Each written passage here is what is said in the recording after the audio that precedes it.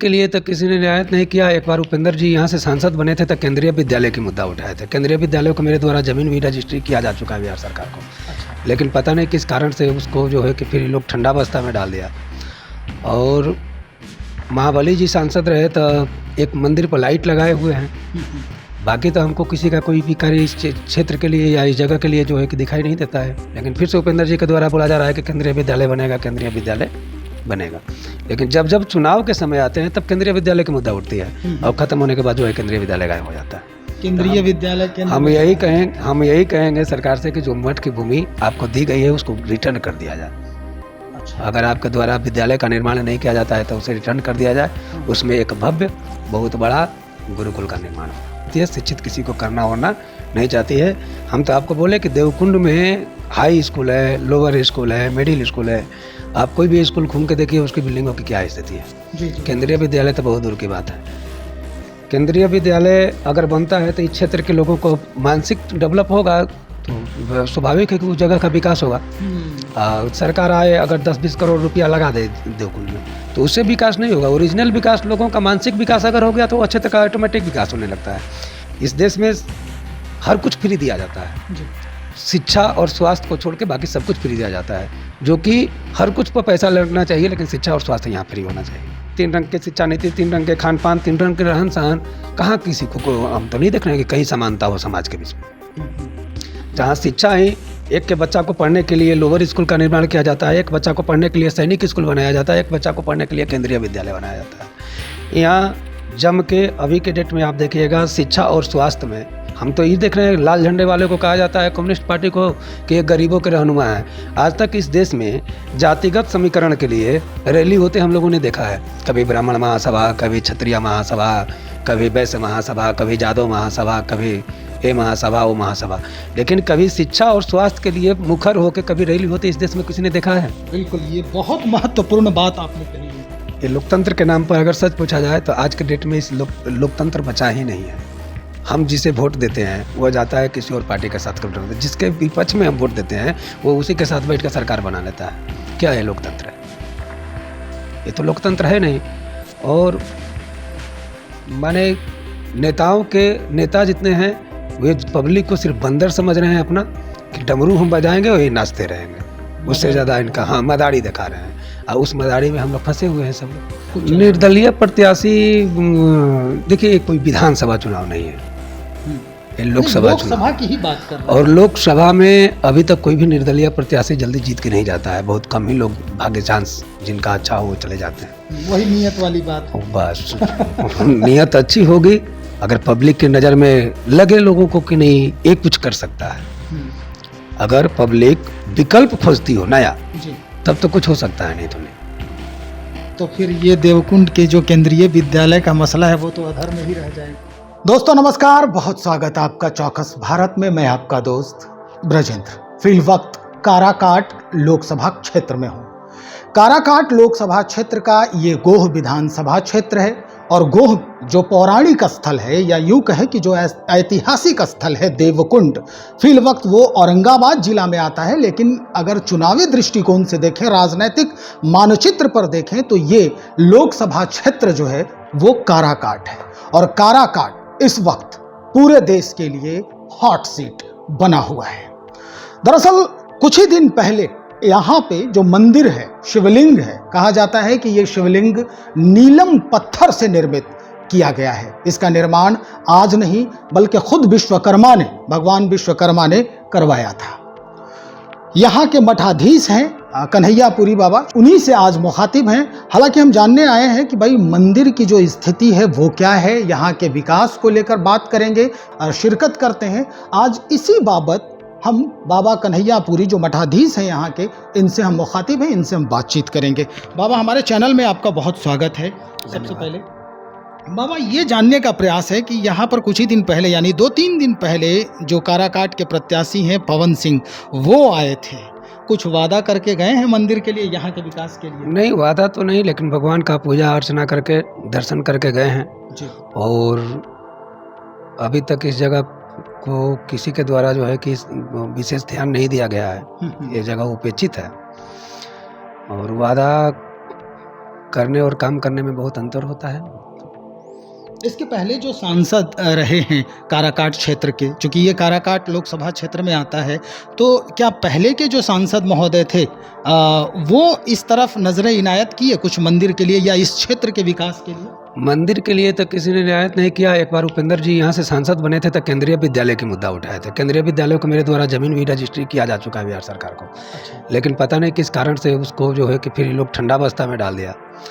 और महाबली जी सांसद रहे तो एक मंदिर पर लाइट लगाए हुए हैं। बाकी तो हमको किसी का कोई भी कार्य इस क्षेत्र के लिए या इस जगह के लिए जो है कि दिखाई नहीं देता है। मतलब ये कहना है आपका कि उपेंद्र कुशवाहा जी के नज़र में ये जगह रही है, पहले से जगह रहा है? पहले केंद्रीय विद्यालय की बात हो रही थी जब वो केंद्रीय मंत्री थे जी। तो देवकुंड में और 2-3 जगह के केंद्रीय विद्यालय की वो बात किए थे। वो तो नीतीश कुमार जी पर आरोप लगा रहे हैं कि कुछ जमीन का मसला था। हम तो जमीन तो मठ की है। मठ के द्वारा जो है कि रजिस्ट्री किया जा चुका है राज्यपाल के नाम से भूमि। तो पेज कहाँ है बाबा? अब आपसी राजनीति रंजिश से अब ये लोग जाने। अगर उपेंद्र जी आज कहते हैं कि नीतीश कुमार की देन है तो कल के डेट में संसदीय दल के अध्यक्ष बने थे जदयू के, तो उस समय तो इसकी आवाज़ उठानी चाहिए थी इस बात को। जब पार्टी में थे तो उस समय तो आप आवाज़ उठा सकते थे। उस समय तो एकदम मौन रहे। लेकिन फिर से उपेंद्र जी के द्वारा बोला जा रहा है कि केंद्रीय विद्यालय बनेगा, केंद्रीय विद्यालय बनेगा। लेकिन जब जब चुनाव के समय आते हैं तब केंद्रीय विद्यालय की मुद्दा उठती है और खत्म होने के बाद जो है केंद्रीय विद्यालय गायब हो जाता है। केंद्रीय विद्यालय के हम यही कहेंगे सरकार से कि जो मठ की भूमि आपको दी गई है उसको रिटर्न कर दिया जाए। अच्छा। अगर आपके द्वारा विद्यालय का निर्माण नहीं किया जाता है तो उसे रिटर्न कर दिया जाए। उसमें एक भव्य बहुत बड़ा गुरुकुल का निर्माण होगा। गुरुकुल का निर्माण करें मतलब क्षुब्ध होकर बोल रहे हैं। हाँ तो और क्या। अगर यह पिछड़ियों का इलाका है, खास करके इस क्षेत्र में आप देखिएगा तो सबसे शेड्यूल कास्ट के लोग रहते हैं और मानसिक रूप से जो कमज़ोर है वही पिछड़ी है। तो उनको मानसिक रूप से डेवलप करने के लिए हमारे यहाँ आप हाई स्कूल देखिएगा, उसका दुर्दशा है। यहाँ बहुत पुराना हाई स्कूल है, आज उसके पास एक भवन नहीं है, एक मकान नहीं है। लोअर स्कूल देखिएगा, उसके पास भवन जर्जर है, गिर रहा है, उस पर किन्हीं लोगों का ध्यान नहीं गया। अगर बिहार सरकार कहती है कि केंद्रीय विद्यालय बनने से केंद्र सरकार का नाम होगा, तब बिहार सरकार उसमें इंजीनियरिंग कॉलेज या मेडिकल कॉलेज ही खुलवा देना अपना ही। हम तो शिक्षा के लिए दान दिया है ना भूमि, अब तो उसमें कोई भी शिक्षण संस्थान सरकार खोल दे। मठ के द्वारा भूमि दिया गया था केंद्रीय विद्यालय के लिए, ITI कॉलेज के लिए, थाना भवन के लिए और हॉस्पिटल निर्माण के लिए। सब निर्माण हो गया, मात्र केंद्रीय विद्यालय यहाँ बचा हुआ। केंद्रीय विद्यालय के निर्माण होने के बाद हमको लगता है बाबा कि चूंकि ये औरंगाबाद डिस्ट्रिक्ट है, काराकाट लोकसभा क्षेत्र है, सटा हुआ यहाँ पर अरवल है, गया क्षेत्र जो है वो बहुत नज़दीक है, यहाँ से बॉर्डर एरिया है, तो कई जिलों के जो छोटे नौनिहाल हैं उनको लाभ मिल सकता है। लेकिन सरकार देना चाहेगी तब ना। सरकार शिक्षित करना ही नहीं चाहती है। सीधी सी बात समझिए, सरकार शिक्षा की बजट बनाती है, शिक्षित किसी को करना होना नहीं चाहती है। हम तो आपको बोले कि देवकुंड में हाई स्कूल है, लोअर स्कूल है, मिडिल स्कूल है। आप कोई भी स्कूल घूम के देखिए उसकी बिल्डिंगों की क्या स्थिति है। केंद्रीय विद्यालय तो बहुत दूर की बात है। केंद्रीय विद्यालय अगर बनता है तो इस क्षेत्र के लोगों को मानसिक डेवलप होगा तो स्वाभाविक है कि उस जगह का विकास होगा। सरकार आए अगर 10-20 करोड़ रुपया लगा दे देवकुंड में तो उससे विकास नहीं होगा। ओरिजिनल विकास, लोगों का मानसिक विकास अगर हो गया तो अच्छे तरह का ऑटोमेटिक विकास होने लगता है। लेकिन सरकार, केंद्र सरकार हो या राज्य सरकार हो, हमें तो नहीं बोलना चाहिए, हम लोग कोई राजनीतिक पार्टी से नहीं है। इस देश में हर कुछ फ्री दिया जाता है, शिक्षा और स्वास्थ्य को छोड़ के बाकी सब कुछ फ्री दिया जाता है, जो कि हर कुछ पर पैसा लगना चाहिए, लेकिन शिक्षा और स्वास्थ्य यहाँ फ्री होना चाहिए। लेकिन सरकार के द्वारा कॉमन एजुकेशन, कॉमन हेल्थ की किस पार्टी ने बात किया? वो अपने आप को कम्युनिस्ट हो, भाजपा हो, RJD हो, सब लोग अपने आप से कहते हैं कि हम गरीबों के बेटा हैं, हम गरीबी हटाएंगे। 5 किलो चावल देने से गरीबी नहीं हट सकती है। ठीक है, 2 रुपये किलो चावल देने से गरीबी नहीं हट सकती है। गरीबी अगर हमारे देश के लोग चाहते हैं कि यह देश तरक्की करे और सच में ये लोग गरीबों के घर से आए हैं, गरीबों के घर से आके ये लोग प्रतिनिधित्व समाज का कर रहे हैं, तो इन्हें कॉमन एजुकेशन और कॉमन हेल्थ की बात करनी चाहिए। सामान्य शिक्षा, समान चिकित्सा अगर इस देश को मिलेगा, देश अपने आप सोना की चिड़िया फिर से हो जाएगा। आज के डेट में 3 रंग के शिक्षा नीति, 3 रंग के खान पान, 3 रंग के रहन सहन, कहाँ किसी को हम तो नहीं देख रहे हैं कि कहीं समानता हो समाज के बीच में। जहाँ शिक्षा ही एक के बच्चा को पढ़ने के लिए लोअर स्कूल का निर्माण किया जाता है, एक बच्चा को पढ़ने के लिए सैनिक स्कूल बनाया जाता है, एक बच्चा को पढ़ने के लिए केंद्रीय विद्यालय बनाया जाता है।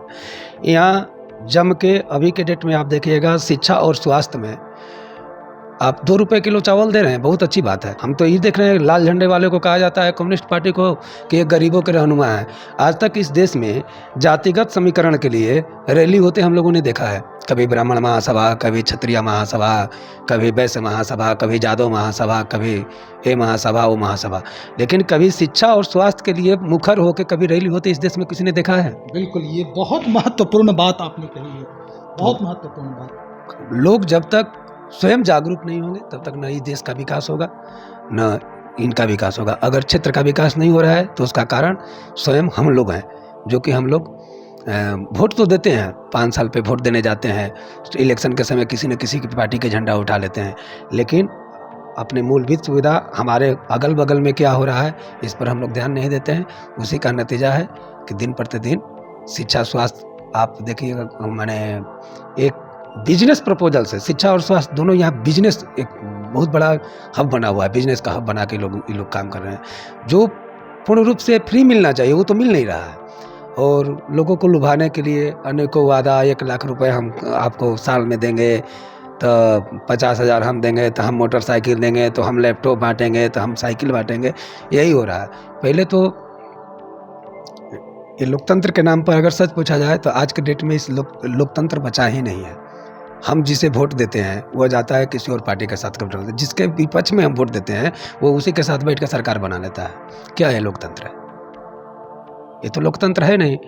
और माने नेता जितने हैं वे पब्लिक को सिर्फ बंदर समझ रहे हैं अपना, कि डमरू हम बजाएंगे और ये नाचते रहेंगे, उससे ज़्यादा इनका मदारी दिखा रहे हैं, और उस मदारी में हम लोग फंसे हुए हैं सब लोग। चलिए, अब मदारी की ही बात आपने छेड़ दी है तो थोड़ा सा हम कर लेते हैं बात राजनीति की भी आपसे। हालांकि ये बात आपके लिए उचित नहीं है, लेकिन फिर भी चूँकि आप आम जनता से सरोकार रखते हैं, आपके पास इस क्षेत्र के बहुत जितनी भी सनातन धर्म के मानने वाले जितने भी लोग हैं वो आते हैं, आपका भी आशीर्वाद लेते हैं और आपके माध्यम से बाबा भोलेनाथ का भी आशीर्वाद लेते हैं।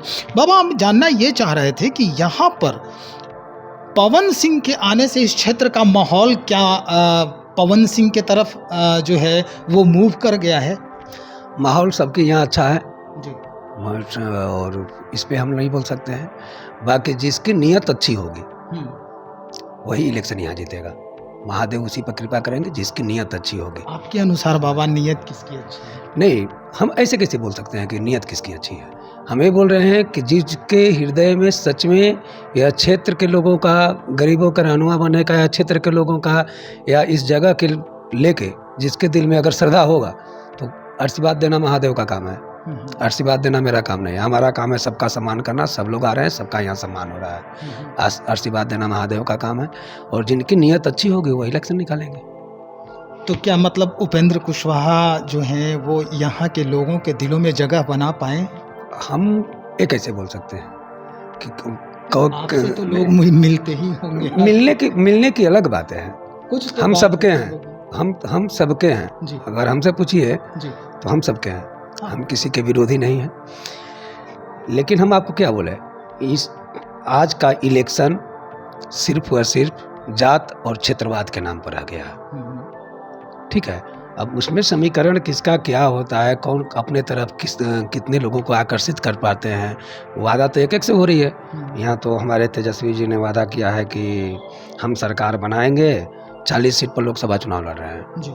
ठीक है, लेकिन हम सरकार में आएंगे तो ये देंगे वो देंगे वो देंगे, नहीं समझे। वो आ रहे हैं, भाजपा के लोग आ रहे हैं तो बोल रहे हैं कि हम सरकार में आएंगे तो वो देंगे वो देंगे। तो लोग अपनी अपनी बातें फेंकिए रहे हैं जितना फेंकना है, कि हम ये खैरात में देंगे वो खैरात में देंगे। अब जे पब्लिक जिसके ऊपर लुभ जाए वो इलेक्शन जीते। आखिर में एक सवाल और बाबा, इतिहास रहा है 2009 से ही देखे हम तो 2009 से जितने भी निर्दलीय प्रत्याशी खड़ा हुए हैं काराकाट लोकसभा क्षेत्र से, वो सदन का मुंह नहीं देखे, यहाँ तक कि उनकी जमानत जब्त हो गई है। अब आपके जहन में क्या आ रहा है?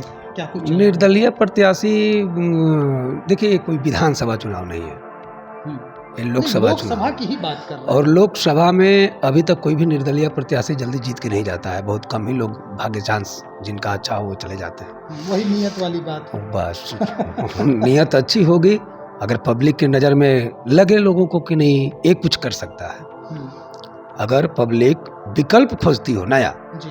तब तो कुछ हो सकता है, नहीं तो नहीं।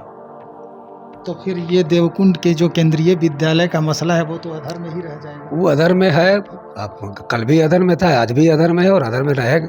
अधर में क्या रहेगा? केंद्रीय विद्यालय कभी न कभी तो बनेगा। अगर नहीं बनेगा तो उसके लिए अब नेताओं की ज़रूरत नहीं है। इसके लिए बहुत बड़े पैमाने पर हम आंदोलन यहाँ शुरू करेंगे और अनशन पर लोगों को साथ लेकर बैठेंगे।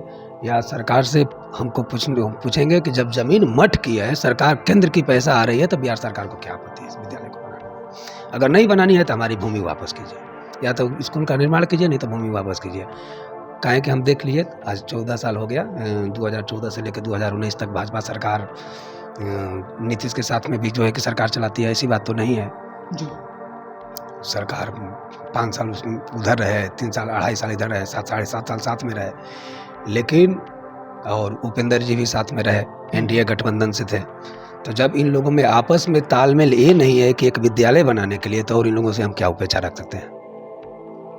बहुत शुक्रिया जानकारी देने के लिए। तो भाई जो स्थिति यहाँ है, कहा गया है कि भाई मठ के तरफ से केंद्रीय विद्यालय के लिए ज़मीन मुहैया कराया गया, और ये मुहैया उस वक्त कराया गया था जब उपेंद्र कुशवाहा जी खुद यहाँ आए थे और इसकी चर्चा भी किए थे। यहाँ तक कि कार्य बहुत आगे भी बढ़ गया था। लेकिन इस वक्त जो स्थिति यहाँ बनी है कि भाई पुराने वादे जो हैं आपके वहीं के वहीं ठहरे हुए हैं। अब आने वाले दिनों में इस क्षेत्र की जनता आपको किस नज़रिए से देखती है, क्या कुछ सोच रही है आपके बारे में, ये कुछ ही दिनों में स्पष्ट हो जाएगा। हालांकि जिस तरह का दबी जुबान में बाबा ने ये स्वीकार किया है कि जिसकी नीयत अच्छी होगी उसी का बरकत होगा, उसी को भगवान भोलेनाथ का यहाँ से आशीर्वाद प्राप्त होगा। अब देखते हैं कि आशीर्वाद प्राप्त करने में कौन से जनप्रतिनिधि जो हैं वो अग्रगण्य भूमिका निभाते हैं। तब तक इंतज़ार करें, बने रहें। हम इस काराकाट लोकसभा क्षेत्र के और जनता से भी हम बातचीत करेंगे। यहाँ हम हर जगह घूम रहे हैं और सारे लोगों से बातचीत करने के बाद फिर से हम आपसे रूबरू होंगे। तब तक बहुत शुक्रिया आपका।